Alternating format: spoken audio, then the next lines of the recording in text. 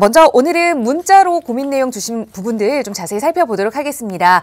뒷번호 8862번 쓰시는 시청자분께서 거여 마천 뉴타운 2구역에 단독주택 52평을 보유하고 있습니다.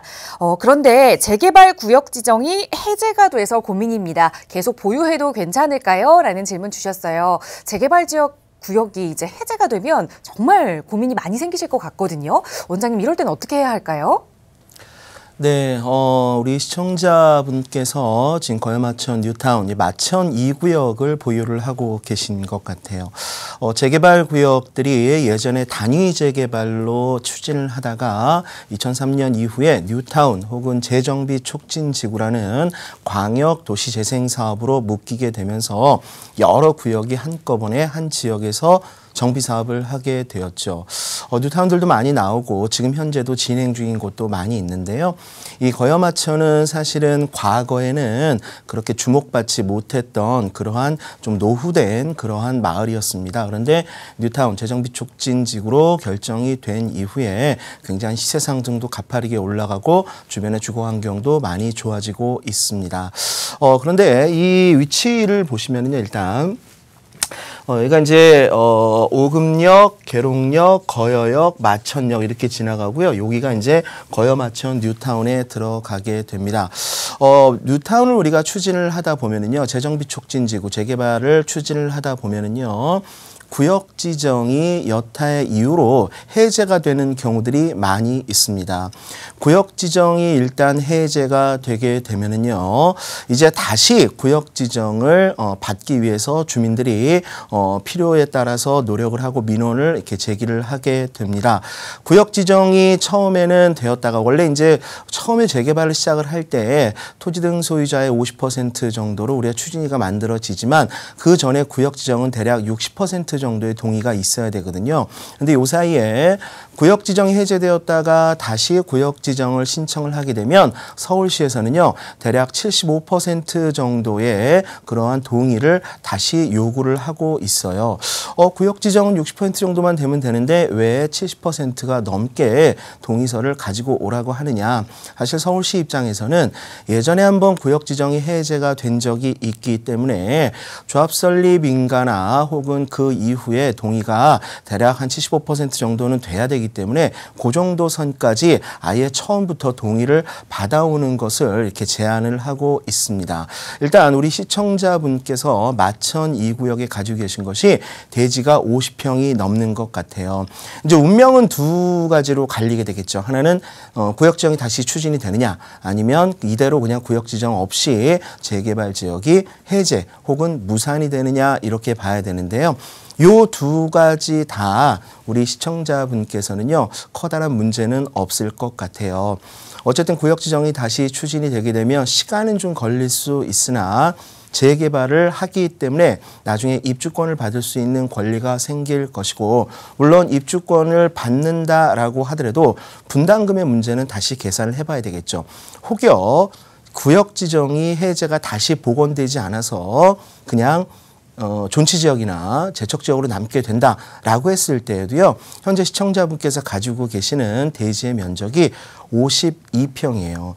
이 52평 정도 되면은 여타의 도로 조건이 맞기만 한다면 새롭게 그 자체가 재건축, 다세대 주택 이런 것들을 지을 수가 있습니다. 그렇기 때문에 그것들을 훗날 다시 짓는다면 투룸이나 원룸 아니면 방 3개짜리 빌라를 지었을 때에 전세나 월세 이런 것들을 받게 되면은요, 지금 토지 가치보다 훨씬 더, 오히려 분양권을 하나 받는 것보다 훨씬 더 큰 부가가치를 낼 수도 있는 그러한 기회 시간이 될 수도 있습니다. 그렇기 때문에 우리 시청자분께서 50평이 넘는 이 단독주택을 가지고 계신다면요, 일단은 전략을요, 다시 구역 지정을 받을 수 있는지에 대한 추이를 살펴보시고, 두 번째는 만약에 해제가 그냥 지속적으로 이어져서 안 된다 하더라도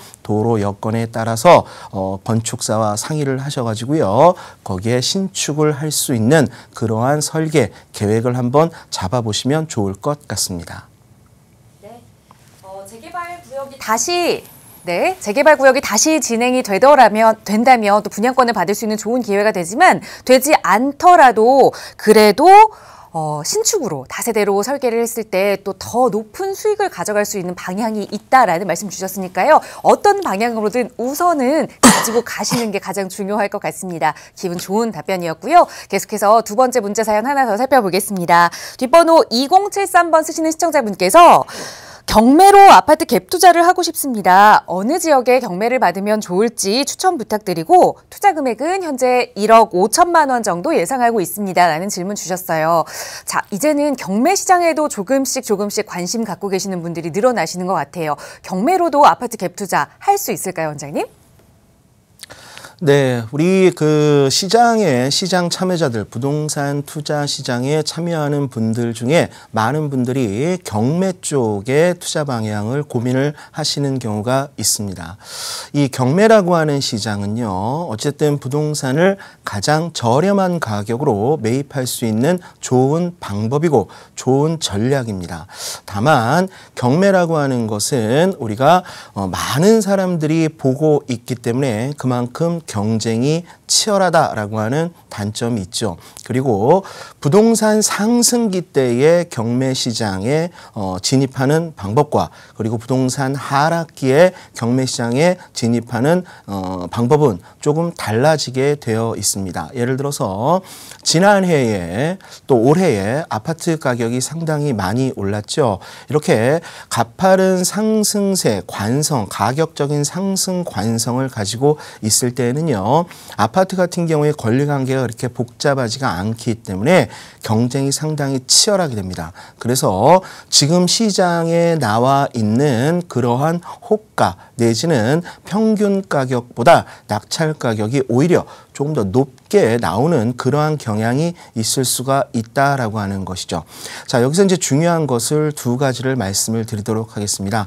그렇다면 2018년 12월 현재는 어떠한 상황인가? 지금 강남뿐만이 아니고요. 강남, 송파, 강동, 서초, 그리고 강북 쪽 모든 대부분의 아파트 시장이 현재 가격이 주춤하고 있다. 그리고 하방 압력을 거세게 받고 있는 상황이다.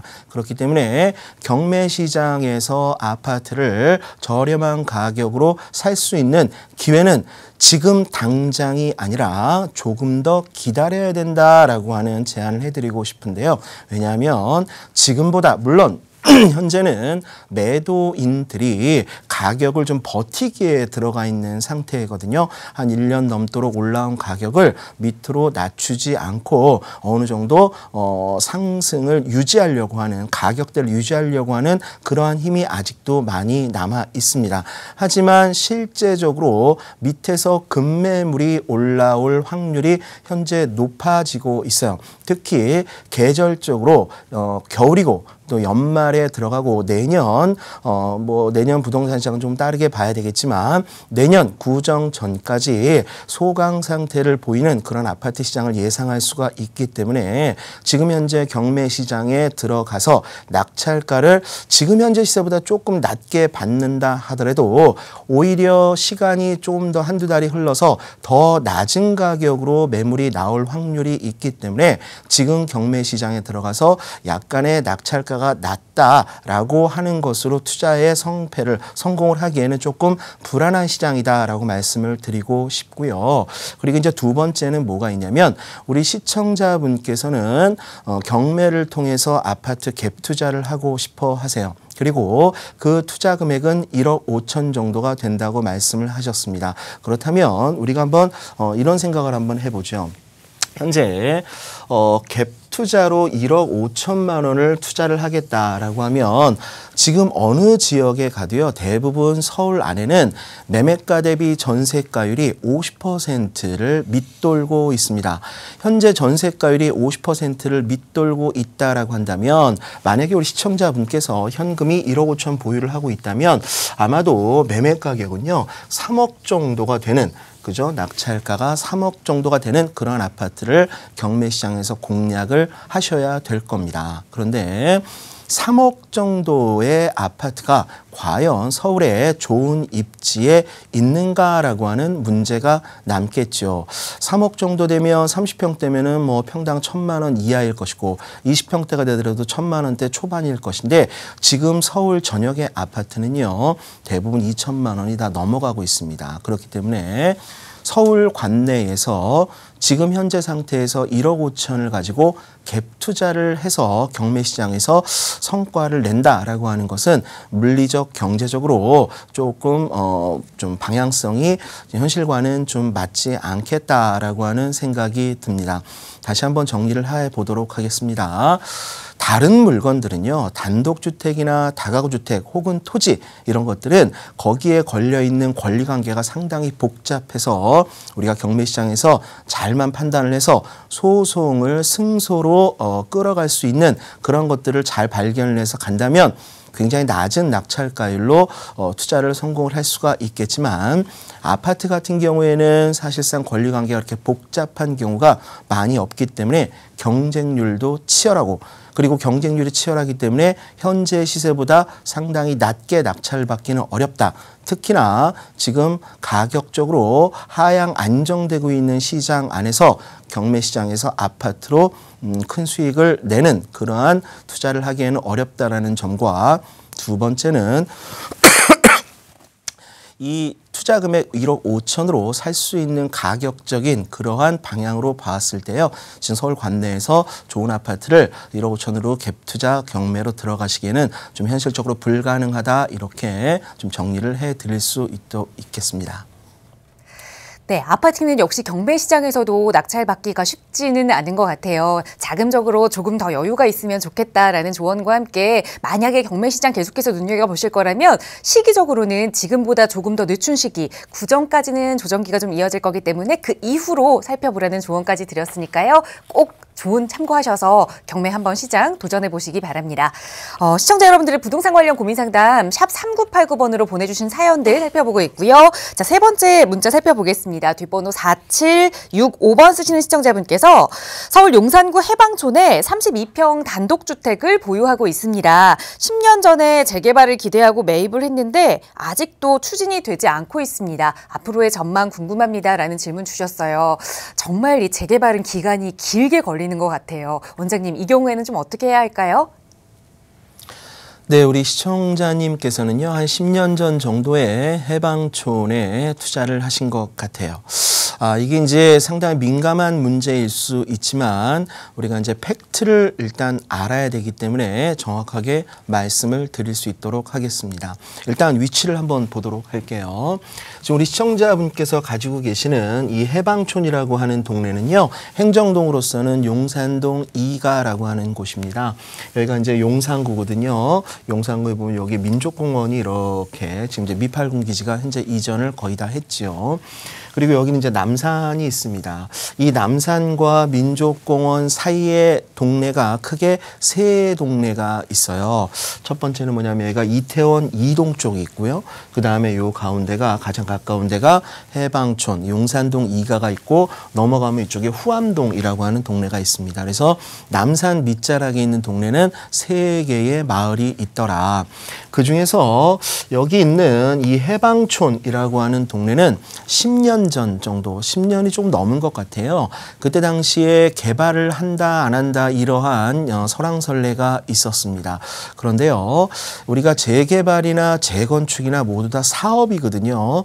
이 사업은 무언가 잉여의 부가가치가 남아야지 잘 추진이 되는 것입니다. 또한 이러한 사업을 추진할 때 가장 중요한 것은 토지의 효용가치이거든요.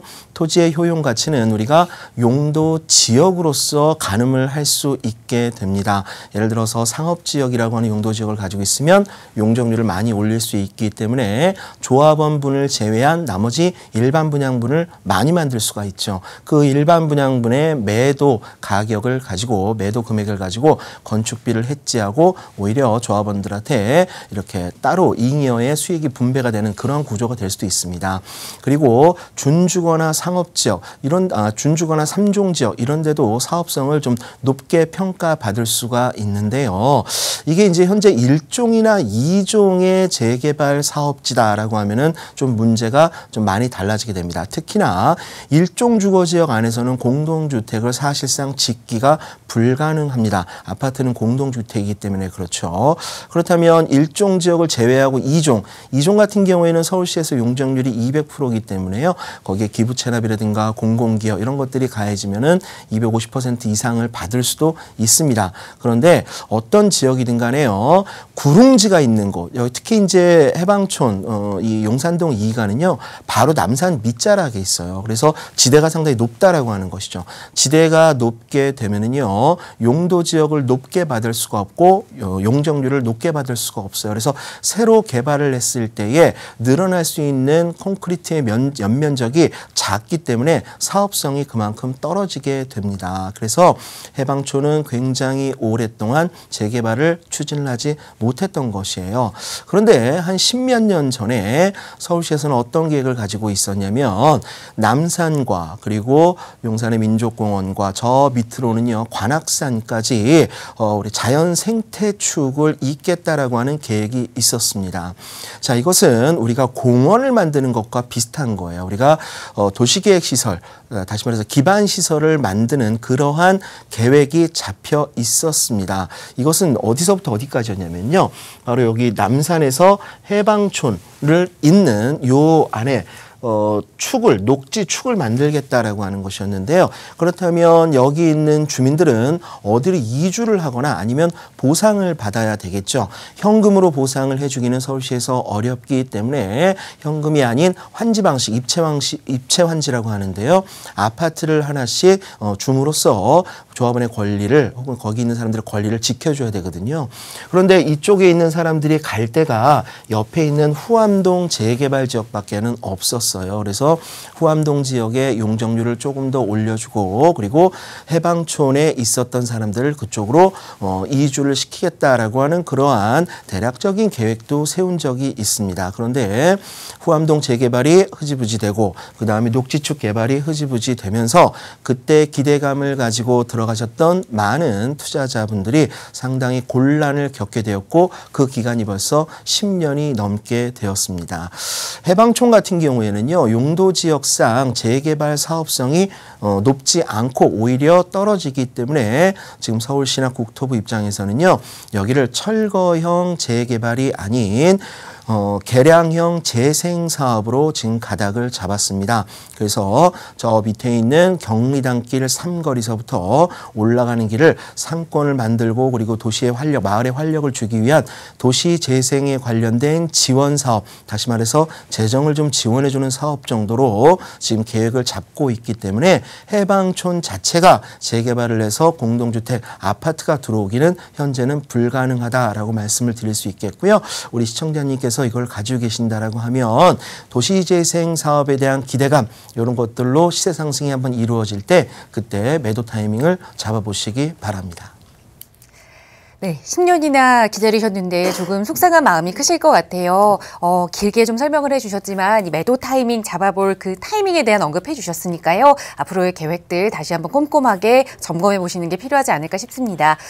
계속해서 문자 사연 좀 살펴보도록 하겠습니다. 뒷번호 6269번 쓰시는 시청자분께서 분당 정자동의 한솔 5단지 31평형 아파트를 보유하고 있습니다. 현재 리모델링 추진 중인데 앞으로 전망이 어떨까요? 라는 질문 주셨어요. 이제 분당 지역에 리모델링 추진하는 아파트 단지들이 조금씩 늘어나고 있는 것 같아요. 자, 한솔 아파트 어떻게 해야 할까요, 원장님? 네, 분당에 있는 한솔 아파트를 한번 살펴보도록 하겠습니다. 분당에 있는 한솔 아파트 바로 여기 있는 데거든요. 여러분들이 이걸 보실 때요. 이제 리모델링이라고 분당 같은 경우에는 평촌이나 이런 데처럼 실제로 아파트가 지어진 연한은 되었으나 아직까지 골조라든가 이렇게 안전에 대한 문제가 별로 심각하게 대두가 되지 않고 있기 때문에 리모델링이라고 하는 개발의 방향으로 선회를 하고 있습니다. 이 리모델링이라고 하는 것은 전면 철거 방식보다는요, 비용이 좀 저렴하게 든다라고 하는 장점이 있지만 그러한 장점 이면에 여기서 더 많이 수직 내지는 수평으로 용적률을 늘릴 수가 많이 없다라고 하는 그러한 단점이 있습니다. 보통 우리 크기에 따라서 조금 다를 수는 있긴 하지만 보통 분담금이요 1:1 정도로 갔을 때에 2억에서 3억 정도의 건축비가 아마 들어가게 될 거예요. 그래서 리모델링의 대상 그런 아파트를 우리가 진단을 할 때에는요, 대략적으로 들어갈 건축비와 현재 있는 시세를 감안을 해서 미래 가치를 좀 분석을 해보시는 게 좋을 것 같은데요. 한번 보도록 하겠습니다. 현재 이 한솔 아파트의 시세를 한번 보도록 할게요. 30평대 같은 경우가 지금 호가가 7억 8,900으로 나와 있습니다.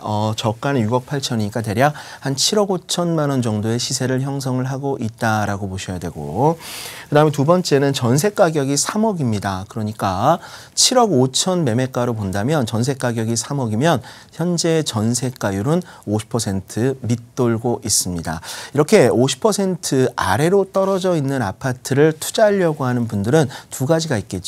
하나는 재건축을 하던가 아니면 리모델링, 정비사업 이쪽으로 투자 방향을 잡는 것이 보통입니다. 왜냐하면 갭 투자로서는 현재 메리트가 크지 않기 때문이죠. 그렇다면 만약에 이 아파트가 리모델링을 하게 된다라고 하면은 지금 현재 시세가 호가가 7억 8천입니다. 누군가가 이 아파트를 리모델링 투자용 아파트로 산다라고 했을 때는요, 이제 훗날 분담금이 대략 한 2억 정도가 넘게 들어갈 확률이 있거든요. 그렇다면 7억 8천에서 2억 정도 우리가 분담금을 내게 된다라고 하면은요, 대략 10억 가까운 그러한 원가 포지션이 나오게 될 거예요. 그러면 이 10억 가치가 과연 주변에 있는 아파트가 과연 얼마 정도 되느냐라고 비교를 해서 봐야 되는데, 이 리모델링은 사실 신축 아파트보다는 조금 가치가 내재적으로 좀 떨어지게 되는 건 사실이잖아요. 근데 이 근처에 있는 아파트가요, 대략 한 10억에서 11억 정도 가는 주상복합 아파트들이 정자역 근처에 있습니다. 그렇기 때문에 지금 현재 이 가격을 유지하는 것에서 조금 더 리모델링 때문에 올라간다 하면은요, 가격적인 부담이 생길 수밖에는 없어요. 그리고 경제적으로 조금 더 올라가기가 어려울 것 같다라는 생각이 들고, 이것은 전세가율로도 검증이 되었습니다. 그렇기 때문에 이 한솔 아파트 5단지 같은 경우에 리모델링 추진 여하에 따라서 조금 달라지긴 하겠지만 이미 그 리모델링에 대한 부가가치가 시세에 반영이 되었다. 이런 점과 그다음에 시간이 좀 많이 걸릴 수 있다는 점과 주변에 경제적이고 물리적인 그러한 가격적인 가치가 지금 현재에서 많이 올라갈 그러한 상황은 아니다라고 정리를 해드리겠습니다.